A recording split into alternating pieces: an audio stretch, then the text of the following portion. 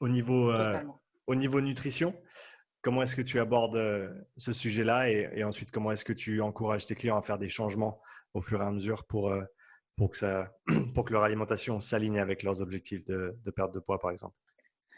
Alors, clairement, souvent, c'est eux qui me sollicitent le plus de ce côté-là, parce qu'ils aimeraient aussi qu'on leur fasse des papiers avec tout fait ce qu'ils doivent manger à telle Mhm. heure, etc. Et je suis pas trop de ce côté-là, moi. Je préfère que eux se créent leurs propres habitudes et les aliments qu'ils aiment, et en fonction aussi qu'ils soient bons pour leur santé. Mhm. Donc, forcément, que je fais un apport là-dessus. Donc, comme je te disais au début, on discute de leur alimentation aujourd'hui. Est-ce que ça leur convient? Euh, Est-ce qu'ils ont des allergies ou des choses qu'ils digèrent pas? Bref, et de voir qu'est-ce qu'on peut changer ou qu'est-ce qu'on peut ajouter. Par exemple, s'il y a un manque d'apport en protéines, sans forcément compter les calories. Clairement, on le voit, hein, si la personne manque de consommation de protéines, de lui conseiller simplement peut-être certains aliments qui vont faire qu'elle va augmenter son quota de protéines journalier. Mhm. Si aussi elle me dit je me sens fatiguée certaines périodes, etc., paf, tu devrais penser à augmenter ta portion de glucides à ce moment-là. Ou voilà, ça va plus se faire comme ça que tac, t'as un plan, tiens, tu discutes pas, tu manges ce que je te dis, tu vois. Mhm. C'est la personne comme ça va se créer sa propre alimentation. Et après, dès qu'ils ont des questions, et de toute façon, ils me sollicitent beaucoup par rapport à ça. Ils savent que je réponds clairement, quoi. Il n'y a pas de souci. Mhm. Et dans les cas où les gens essayent d'effectuer ces petits changements, mais ils ne voient pas les résultats espérés ensuite que ce soit sur la façon dont leurs habits leur vont ou Mhm. leur poids, qu'est-ce que tu vas faire pour essayer de faire avancer les choses? Déjà, je fais garder un minimum de temps, que la perte de poids ait le temps de fonctionner. Si j'estime que ça fait un moment et que c'est vrai que ça bouge pas, c'est bizarre, là, on va dire, peut-être on va calculer combien tu manges de calories vraiment par jour Mhm. sur une durée sur un court terme, parce que l'idée, c'est pas que les personnes soient des robots et qui comptent toute leur vie, ça sert à rien en plus. Et comme ça, toi-même aussi, tu vas te rendre compte de ce que tu mets dans ton assiette et à quoi ça correspond. Mhm. Et là, on voit, peut-être que tu es enfin, peut-être c'est quasiment sûr souvent, si elle meurt pas de poids, tu es en surplus calorique.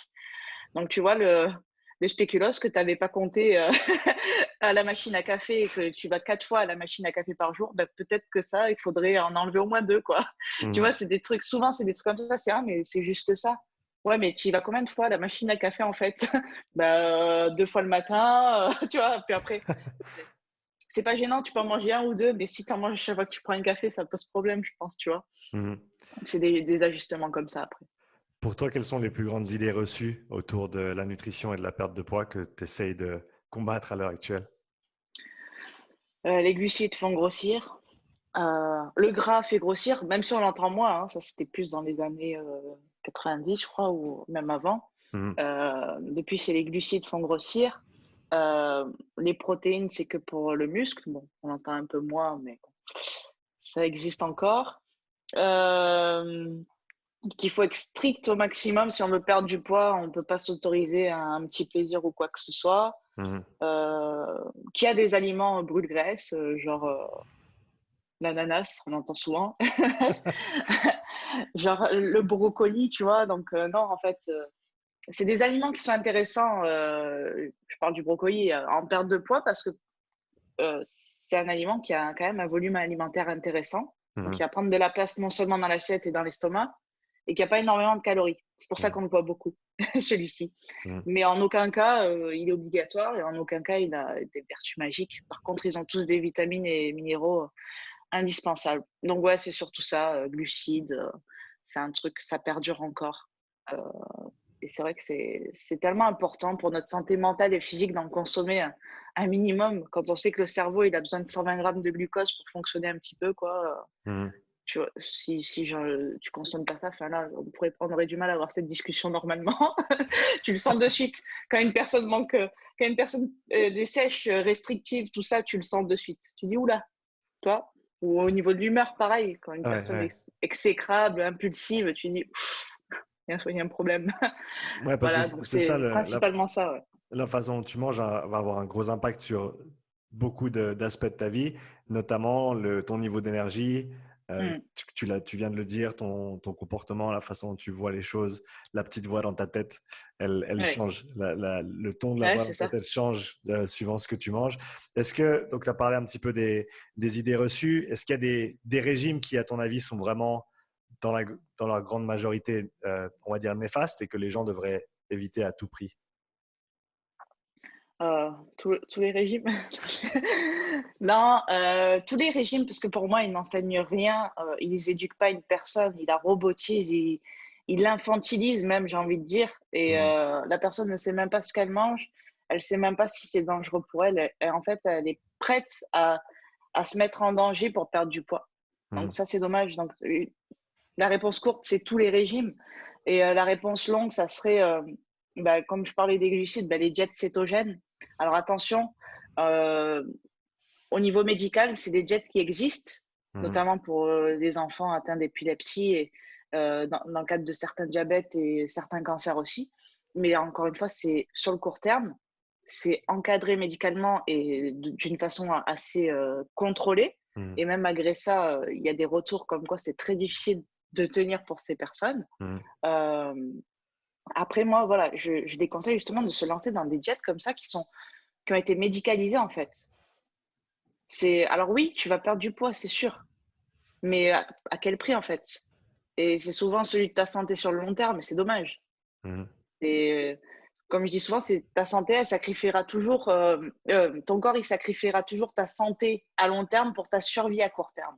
Mmh. Donc en fait, tu es là, tout va bien, ouais, je fais une diète cétogène, mais j'ai jamais eu autant d'énergie. Ouais, mais tu es sous hormones de stress, en fait. Et elles fonctionnent très bien, tes hormones de stress. Mais sur le long terme, elles vont très mal fonctionner. Donc, alors, c'est vrai que c'est difficile à faire comprendre à une personne euh, qui vient te voir, qui dit, ouais, mais moi, je perds du poids, ça marche. Ben oui, mais moi, demain, si je fais comme j'aime, je vais perdre du poids aussi. Mmh. Mais est-ce que ça veut dire que ça marche? Tu vois? Oui, ça marche parce que c'est ce qu'ils t'ont promis. Mais est-ce qu'ils t'ont promis une santé? Est-ce qu'ils t'ont promis que dans 10 ans, tu serais toujours en bonne santé, que tu aurais toujours ces kilos en moins? Est-ce qu'ils t'ont promis que tu serais une machine de guerre avec ça à la salle? Et ça, je n'entends pas la pub, hein. J'entends plein de choses, mais j'entends pas ça. Donc, ouais, il y a ça aussi. Ouais.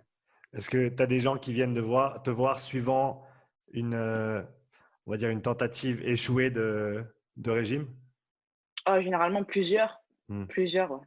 Ouais, parce que les personnes, je pense qu'elles ont aussi, des fois, elles développent une certaine honte, tu vois, me dire: «Mais Claudia, tu vas me tuer ou tu vas prendre» alors déjà, je ne tue personne, je ne tape personne et je n'ai jamais engueulé personne, genre: «Tu as fait n'importe quoi». Moi, Mmh. souvent, je me mets à la place des personnes et je me dis: «Bah, peut-être que moi aussi, je l'aurais fait, en fait», tu vois? Quand tu sais pas, Mmh. que tu débarques sur Instagram et que tu vois des compléments alimentaires, que tu vois des trucs, que tu vois des programmes, beauty on fire, tu te dis: «Bah oui, mais je vais le faire, mais direct», tu vois? Mais ouais, mais tout le monde n'a pas ce truc-là et ce recul et Mmh. en fait, moi, je trouve ça normal à la rigueur avec toutes ces images qu'on voit, c'est difficile de passer à côté et de pas céder un petit peu.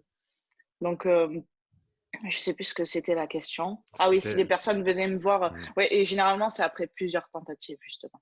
Mais Mmh. bon, maintenant que j'ai tout essayé, je peux appeler le coach. Peut-être que ce sera la bonne.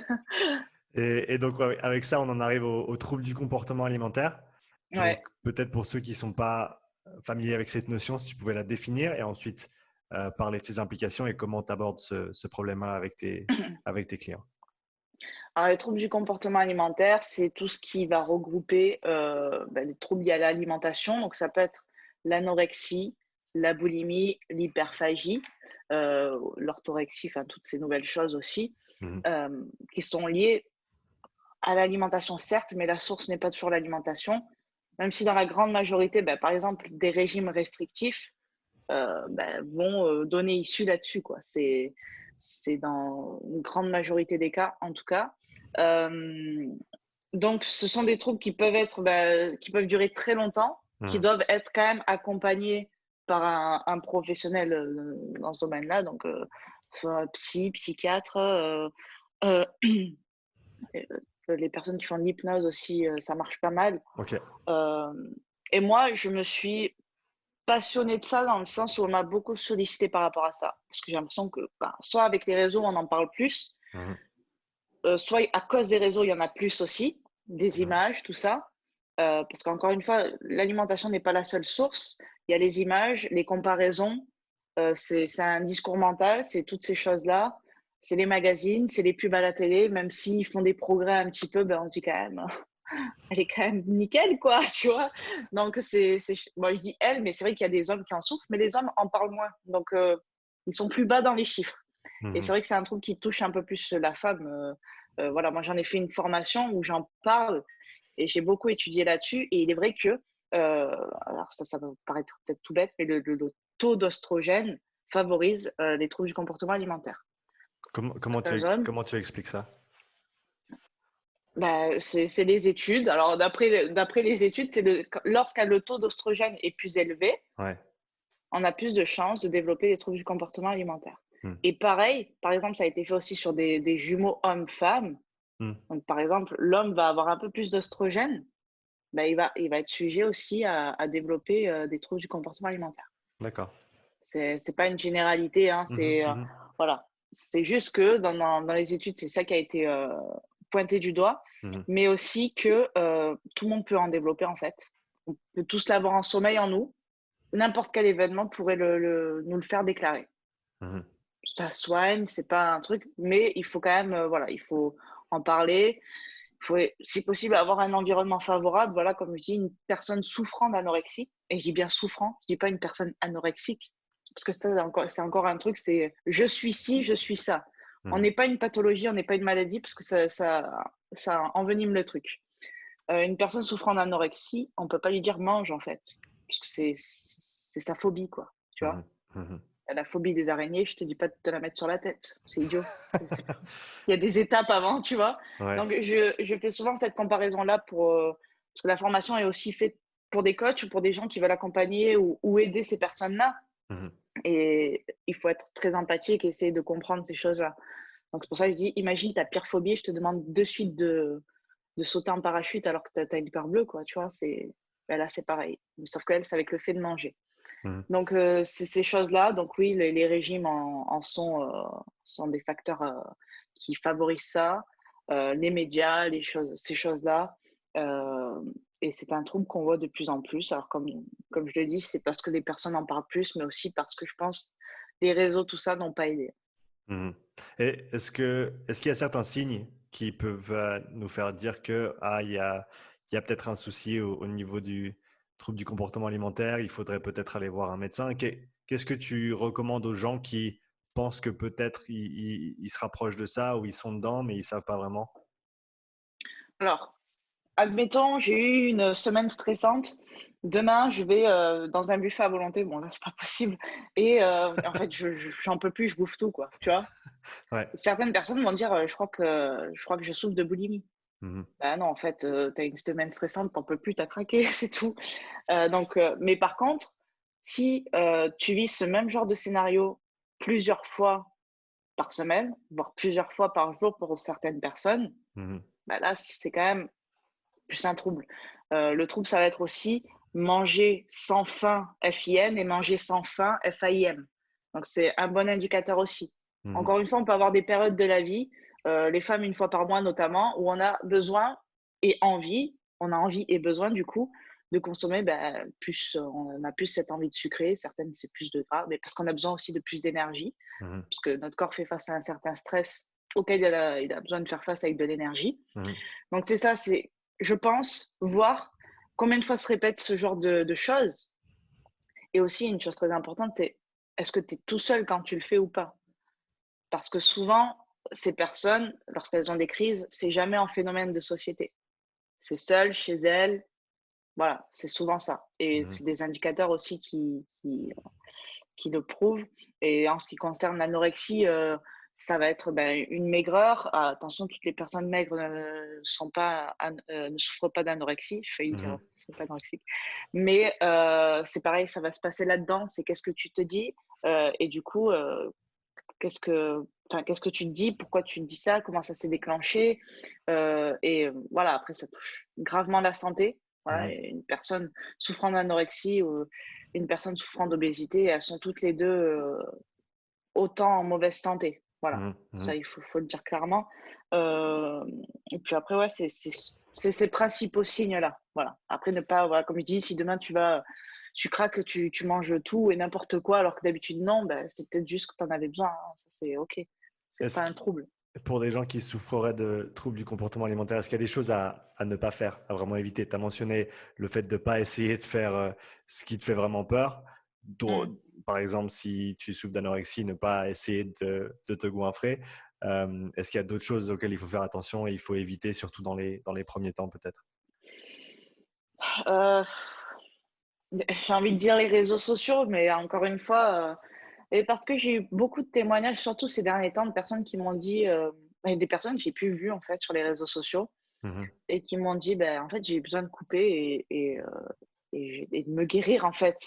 Parce que, je sentais qu'à chaque fois que, par exemple, je retournais sur Instagram ou autre, bah, ça me faisait retomber dans le cercle vicieux. Mmh. Alors, est-ce que le trouble vient de là ou pas? Je sais pas, mais peut-être essayer de couper les réseaux sociaux sur, un week-end, voir comment tu te sens, puis tu vois après. Vraiment de faire peut-être une introspection sur moi, ce que je pense avant de manger, pourquoi je pense comme ça. Mmh. C'est quoi l'élément déclencheur? Est-ce que j'ai vu une pub à la télé ou est-ce que, j'ai reçu une mauvaise nouvelle? Parce que le problème, c'est que souvent on va manger par émotion, mais pas que par émotion, dite négative. Des Mmh. fois, on va avoir une bonne nouvelle, ah ben, allons fêter ça, quoi, tu vois? C'est ça le truc aussi. Chose à ne pas faire, je pense de croire qu'on peut s'en sortir seul aussi. Je pense que ce soit un professionnel ou, un minimum d'entourage, compréhensif, Mmh. il est important de ne pas rester seul dans ce genre de situation, ouais, d'être bien entouré et de faire le tri d'ailleurs des personnes qui nous tireraient vers le bas dans ce genre de situation. Tu peux peut-être élaborer un petit peu là-dessus. Je pense que c'est peut-être un sujet qui n'est pas traité assez souvent, Mmh. le fait que les personnes qui nous entourent, qu'on le veuille ou non, vont avoir une grosse influence sur Ouais. nous, sur la façon dont on se comporte et les choses qu'on fait et qu'on ne fait pas. Donc, ça peut être un sujet assez délicat, je pense, étant donné que ça peut être un proche, ça peut être un conjoint. Donc, comment est-ce que tu abordes ces discussions-là? Alors comme je disais tout à l'heure, souvent, ce qui arrive souvent chez les personnes souffrant d'anorexie, ça va être, le tonton relou qui va dire: «Ben mange», tu vois?